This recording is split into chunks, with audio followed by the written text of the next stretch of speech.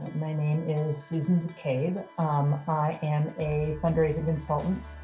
I am the founder and principal of my own little business called Fund Your Movement. Through that, I provide grants consulting to nonprofits that do movement building and community organizing and advocacy work. I help them write grant proposals and basically secure grant funding. And I have a PhD in history from UT in 2016.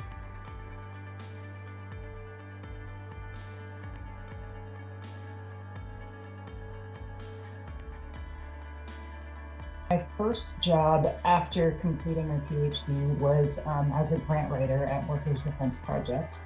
I had actually, prior to that, I'd done an internship at Austin Partners in Education when I didn't even know what nonprofit fundraising was. But I happened to fall into that internship by accident. And while there, I got some really great experience with grant writing. And so when I graduated, I decided that rather than going on the market, I would apply for grant writing jobs. Was lucky enough to land a position as a grant writer at Workers' Defense Project, as I said, right here in Austin.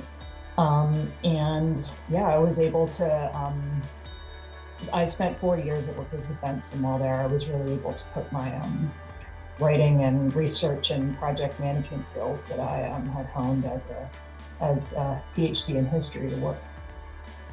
And so that first job at Workers' Defense really prepared me for my current role by getting me some really great experience with nonprofit grant writing, and specifically grant writing for an organization that does community organizing and advocacy work. It's a really unique kind of work, grant work with very specific challenges that I really enjoy.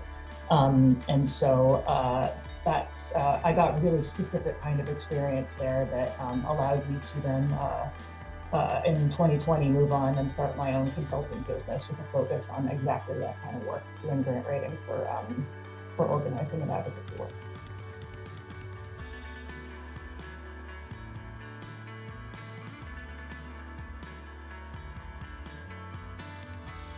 As an independent consultant, a typical day for me varies widely. I do all of my work remotely, which is great. I really enjoy getting to work from home always. And the actual work I'm doing varies a lot because I do, in addition to doing like grant writing for my clients, I also offer training, I offer coaching. So for some clients, so some days I might be spending a lot of time writing and maybe chatting with my clients to collect content on what their work is and to get their feedback on a draft. Other days I might be spending some more time coaching and training and actually working with clients, either one-on-one or in a group online to teach them about grant writing and fundraising, and to sort of help them develop strategies for funding their nonprofits. So it really depends a lot on the day, and I really like that variety. That's part of what I love about this job, and that's part of why I decided to become a consultant. I use a lot of skills from my PhD every single day. The content obviously is completely different, but of course every day I use the writing skills I honed as a PhD student. Being able to write quickly and convincingly and to a variety of different audiences has been enormously beneficial in my current career. I also use my, as a history PhD, I did a ton of research, obviously. I use that all the time too.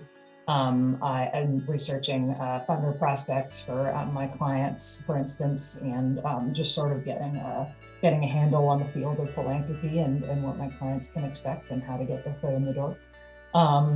Even just understanding the skills I honed to like understand the historical field I was working in, what the scholarship was, how my work fit into it. I use that all the time too.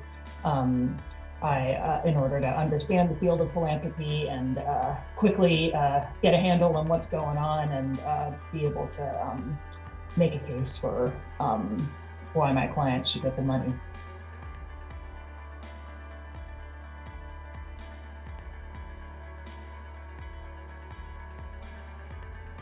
the experience that that really helped me move from a PhD student to a career as a freelance grant writer really was honestly a little bit of luck.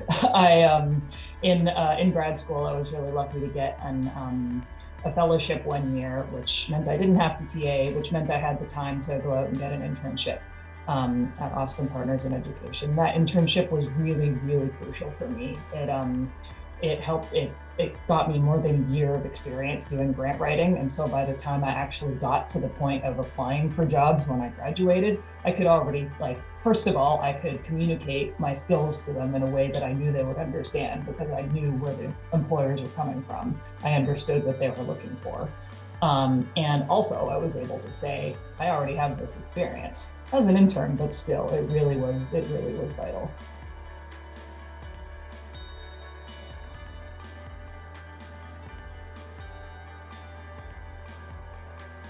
I launched my consulting business during the pandemic in August 2020, which freaks a lot of people out.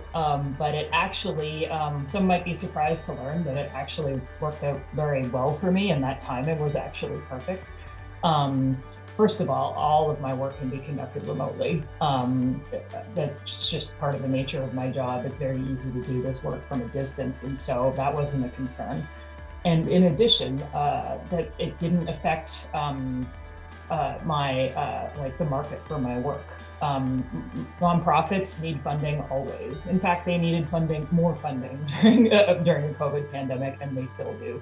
One of the nice things about working in fundraising is that as long as, unfortunately, as long as nonprofits are underfunded, as long as the work that I care about is underfunded and in need of money, I'm going to be necessary, and people like me are going to be necessary.